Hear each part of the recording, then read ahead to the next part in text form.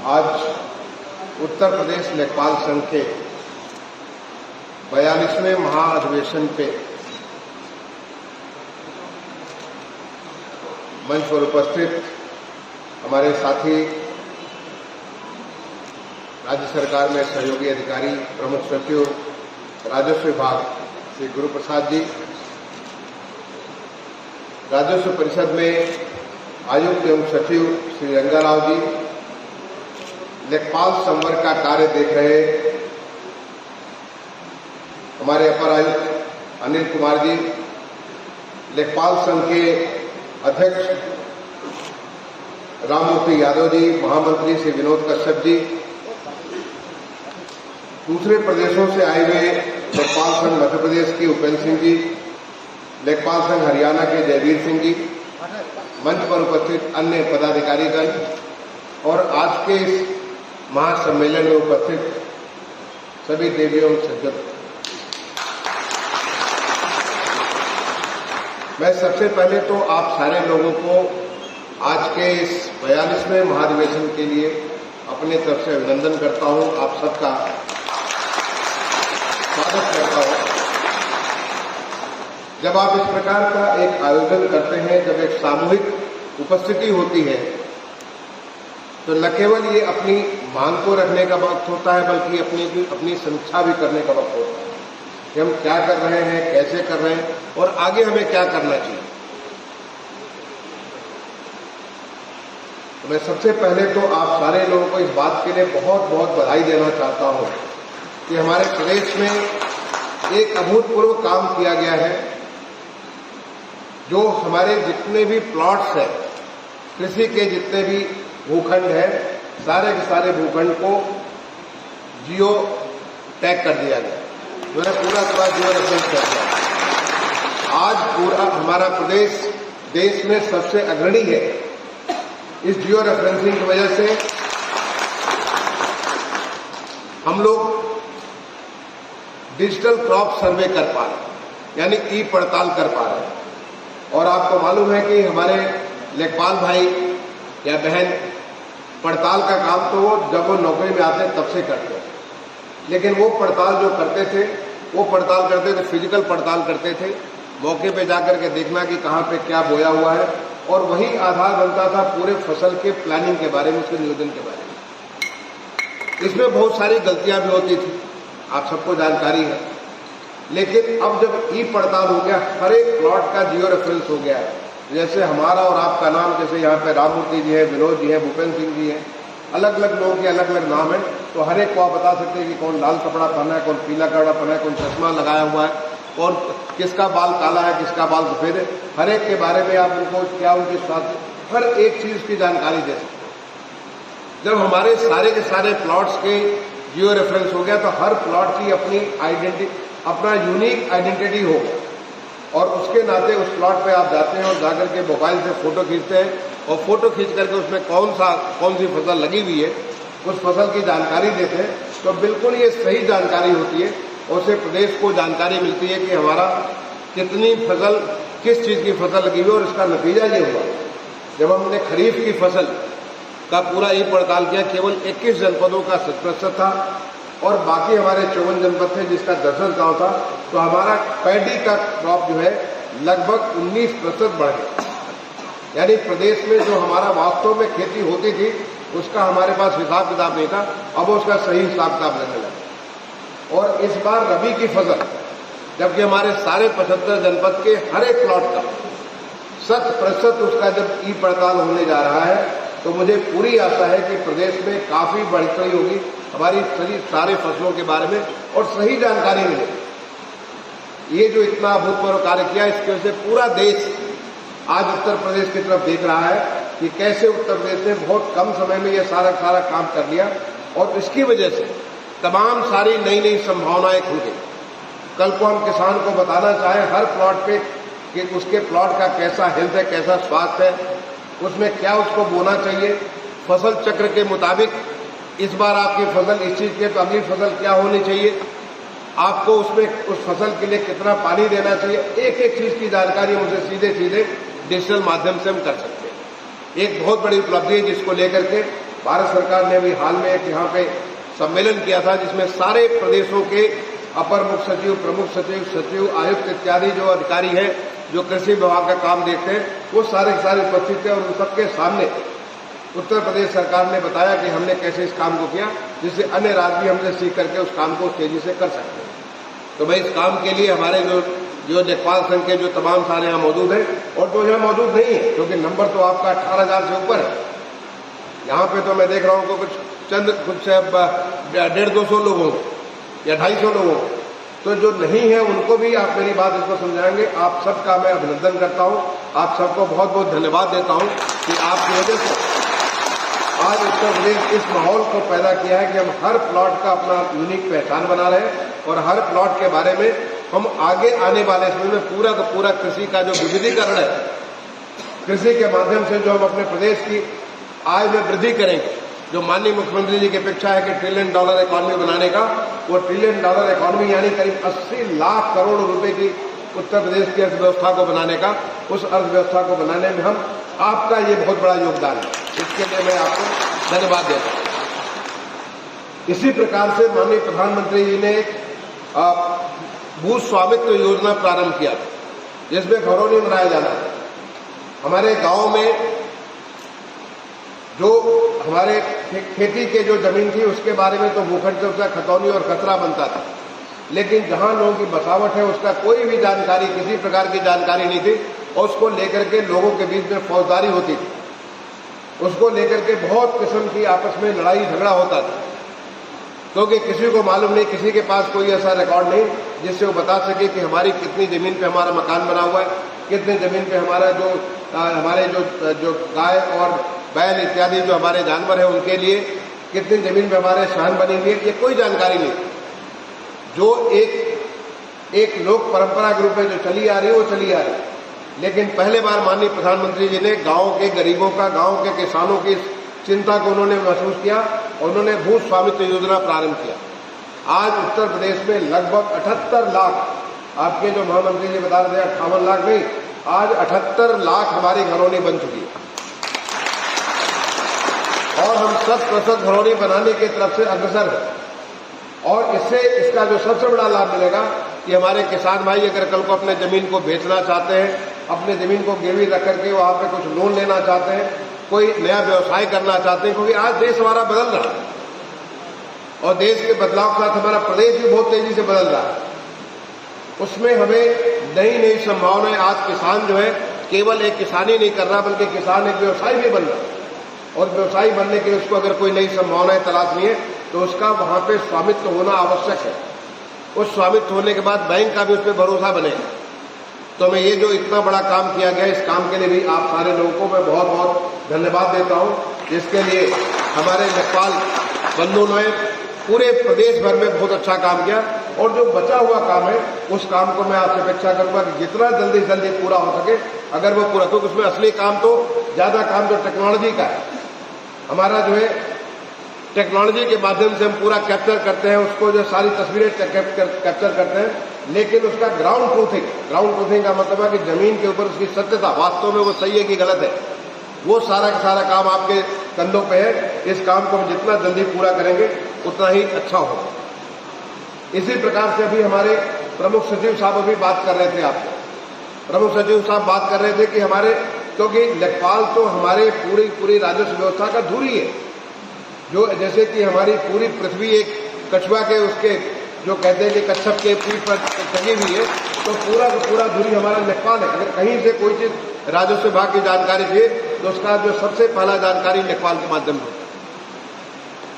आपको ये हमें जिस प्रकार की जानकारी, राजस्व की जो जानकारी आप रखते हैं, उसमें जितने सारे लैंड डिस्प्यूट्स होते हैं हमारे लोगों के आपस में, गांव में लोगों के, चाहे उनके मेड़बंदी को लेकर के हो, उनका जो अंश निर्धारण के बारे में हो, चाहे उनकी जो है आपसी कोई डिस्प्यूट है, किसी उनकी विरासत को लेकर के, उनको जो म्यूटेशन के बारे में हो, जो भी डिस्प्यूट अगर लैंड को लेकर डिस्प्यूट होता है, और आपकी जानकारी में कि तमाम सारे डिस्प्यूट को लेकर के फौजदारी की घटनाएं भी, बहुत सारे लोगों की जिंदगी चली जाती है, जैसे आपकी जिंदगी महत्वपूर्ण है, वैसे हर एक किसान की, हर एक गांव का हमारा जो नागरिक है, हर नागरिक की जिंदगी उतनी महत्वपूर्ण है।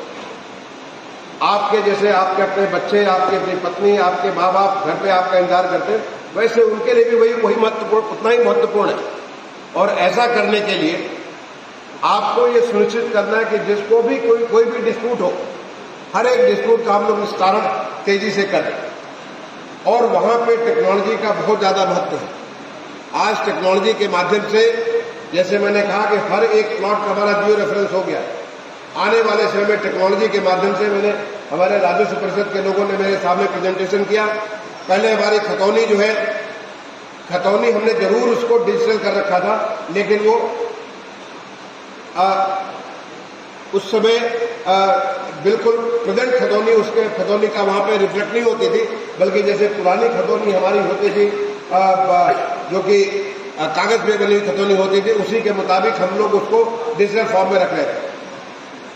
लेकिन इस खतौनी के लिए मैं धन्यवाद देना चाहूंगा मनीषा जी का, मनीषा त्रिगटिया जो अभी छुट्टी पे है, जिसमें से आज रंगाराव साहब काम देखते हैं। मनीषा त्रिगटिया ने और उनके पूरी टीम ने 2-3 राउंड मैंने उनके साथ बैठ के और उसके बाद ये पूरी खतौनी हमारी ऑनलाइन कर दी। इसमें आपका बहुत बड़ा योगदान है, क्योंकि अब ये समय आ गया डिजिटल टेक्नोलॉजी का।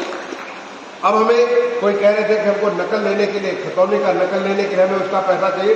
अब खतौनी का नकल सारा डिजिटल हो गया, आपके प्लॉट का जो सारा नक्शा सारा डिजिटल हो गया। तो ऐसे में ये काम करने के लिए, जैसे हमारी खतौनी बिल्कुल अप टू डेट हो गई। आज के समय में अगर आप खतौनी का नकल लेंगे, आज अगर कोई विरासत चेंज हुआ तो आज उसके मुताबिक ही वो खतौनी का नकल आपको मिलेगा। ये परिवर्तन, एक बहुत बड़ा परिवर्तन उत्तर प्रदेश में किया गया। मैं समझता हूं दूसरे राज्यों के लिए भी बहुत अनुकरणीय है। इसी प्रकार से कल को अगर हमारा अंश निर्धारण भी करना, तो चूंकि हमारा सारा जियो रेफरेंस हो चुका, टेक्नोलॉजी के माध्यम से उनसे कर सकते हैं। और इसलिए आने वाले समय में हमको टेक्नोलॉजी का प्रयोग अधिक से अधिक करना है। ये हमारा बदलता हुआ भारत है, बदलता हुआ देश है, बदलता हुआ उत्तर प्रदेश है। आपको टेक्नोलॉजी के माध्यम से, जब मेरे सामने प्रेजेंटेशन किया गया राजस्व परिषद के द्वारा, ने कहा कि हम ऐसे तमाम सारे इक्विपमेंट लें। अब वो जमाना बीत गया कि जंजीर लेकर के आप घूमते थे, वो जमाना बीत गया जबकि आप पैमाइश जंजीर से किया करते थे। अब जमाना है कि आप मोबाइल फोन लेकर के उसके माध्यम से पूरा का पूरा चौहद्दी आप तय कर सकते हैं। अब जमाना है जबकि आप अपने लैपटॉप के ऊपर या अपने आईपैड के ऊपर या अपने मोबाइल फोन के ऊपर सारा का सारा पूरी जानकारी आप ले सकते हैं, क्योंकि हर एक पास स्मार्टफोन उपलब्ध है। तो ऐसे में हमें उस टेक्नोलॉजी का कैसे प्रयोग करें, और टेक्नोलॉजी का प्रयोग करने के लिए ऐसा नहीं कि आपको इंजीनियर बनने की जरूरत है, ऐसा नहीं कि आपको आईटी की डिग्री लेने की जरूरत है, बल्कि आपको प्रयोग के माध्यम से, क्योंकि आप देखते होंगे कि आपके बच्चे तो आपसे भी ज्यादा तेजी से इस काम को कर लेते हैं। अगर हमारे बच्चे इस काम को कर सकते हैं तो हम भी कर सकते हैं। केवल सीखने की बात है, थोड़ा प्रैक्टिस करने की बात है। आप एक बार प्रैक्टिस करेंगे तो आप इस टेक्नोलॉजी को अंगीकार कर सकेंगे, और उसको जितना जल्दी अंगीकार करें उतना आपके लिए बेहतर होगा, क्योंकि उससे हमारी ताकत 1 से 1000 की ताकत हो जाती है। जो हमारा उत्तर प्रदेश का जो हमारा आकार प्रकार है, और जिस प्रकार से उत्तर प्रदेश में आप देखिए कि आज कहा उत्तर प्रदेश के बारे में कोई सोचता नहीं था कि यहां कोई इन्वेस्टमेंट करने आए, कोई निवेश करने आए। जब उत्तर प्रदेश में हमारा ग्लोबल इन्वेस्टर समिट हुआ तो 40 लाख करोड़ रुपए के पूरे इन्वेस्टमेंट के निवेश के यहां पे एमयू साइन किया। 40 लाख करोड़, आपको नंबर को सुन करके आपको चेहरन हो जाती है। 40 लाख करोड़ का जीरो का नंबर आप समझ सकते हैं कितना होता है। ये होता है 1 के आगे, मेरे 4 के आगे 13 जीरो, 13 बार शून्य आप लिखेंगे, उतने करोड़ रुपए का हमारा जो है एमयू साइन किया गया। और अभी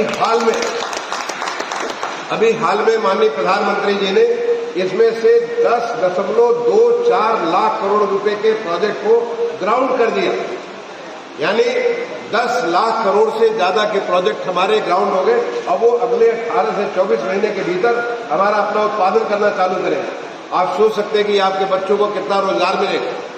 आप सोच सकते हैं कि हमारी कैसा आर्थिक स्थिति सुधरेगी। आज उत्तर प्रदेश की जो हमारी पर कैपिटा इनकम जो थी, पर कैपिटा इनकम लगभग दूनी हो गई पिछले 7 साल में, लेकिन आने वाले 4-5 साल में ये 4 गुनी हो जाएगी।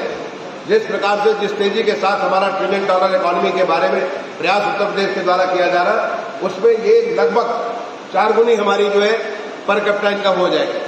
और जब पर कैपिटा इनकम 4 गुनी हो जाएगी तो इसका क्या मतलब निकलता है? इसका मतलब निकलता है कि हर एक का जीवन स्तर सुधरेगा, हमारे हर नागरिक का, चाहे उसको उसके बच्चों के पोषण के बारे में हो, चाहे बच्चों के स्वास्थ्य के बारे में है, बच्चों के एंटरटेनमेंट के बारे में हो, बच्चों को नौकरी, उनके लाइवलीहुड अपॉर्चुनिटी के बारे में, सब चीज में परिवर्तन होगा। और वो परिवर्तन से हमारा डिजिटल टेक्नोलॉजी का एक बहुत बड़ा योगदान होगा। इसलिए आने वाले समय की ये मांग है, आने वाले समय की ये अपेक्षा है कि हम सारे के सारे लोग अपने आप को उसके मुताबिक अपने को ढाल लें। ये बदलता हुआ उत्तर प्रदेश आप देखेंगे कि 5 साल के बाद उत्तर प्रदेश कहीं और होगा, 10 साल के बाद उत्तर प्रदेश कहीं और होगा। आज जो माननीय प्रधानमंत्री जी ने हमारे देश को 2047 तक विकसित भारत बनाने का एक संकल्प लिया, आपने देखा होगा कि हर गांव में हमारा विकसित भारत संकल्प यात्रा गई थी। उस विकसित भारत संकल्प के तहत जब हमारा देश विकसित होगा, हमारा प्रदेश विकसित होगा, हमारा हर गांव और हर जिला भी विकसित होगा। और उस विकसित होने में, उस विकास के उपलब्धि में आपका क्या योगदान है? आपका बहुत ही महत्वपूर्ण योगदान है, क्योंकि कोई भी इंडस्ट्री, कोई भी बिजनेस आसमान में नहीं आ सकता। जो भी बिजनेस होगा, जो भी उद्योग होगा, वो जमीन पे होगा। और जहां कहीं जमीन है वहां पे लेखपाल का रोल बहुत इंपॉर्टेंट है, आपका उत्तरदायित्व बहुत महत्वपूर्ण है। आपको ये देखना है कि कैसे हमारा उत्तर प्रदेश अब चीजों को अटकाने भटकाने में नहीं, बट चीजों को सॉल्व करने में, उसको कैसे हम लोग उसको रिजॉल्व करेंगे, इसके बारे में काम करेगा।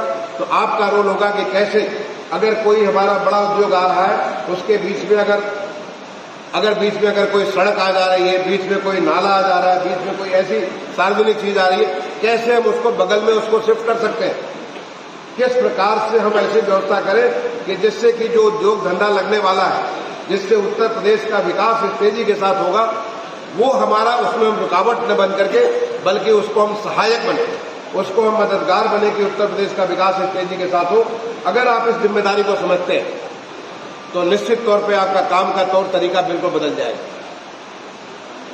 आज मुझे बताया गया कि कुछ हमारे जो 31,000 पद हैं, लगभग 31,000 पद हैं हमारे लेखपालों के, जिसमें 18,000 पद भरे हुए, और जो बाकी बच्चे हैं 13,000, जिसमें से 8,000 का सिलेक्शन हो चुका है, चयन हो चुका है। कुछ विधिक अड़चने हैं जिसके नाते भी रिजल्ट डिक्लेयर नहीं हुआ, बट रिजल्ट बहुत जल्दी डिक्लेयर हो जाएगा।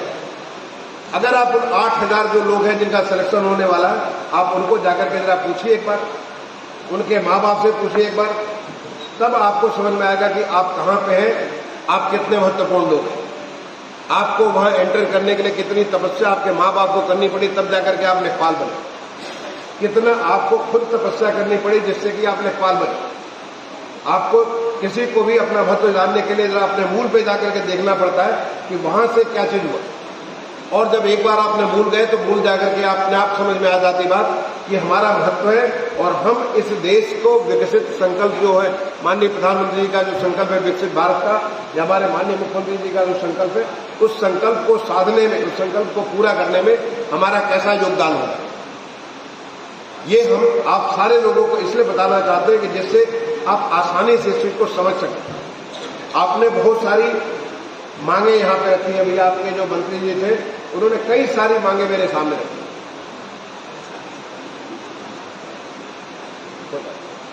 तो उनके बहुत सारी मांगे रखी। ऐसा नहीं कि जो मांगे रखी वो मांगे आपने अपने मुताबिक समझा कि ये हमारी मांगे हैं।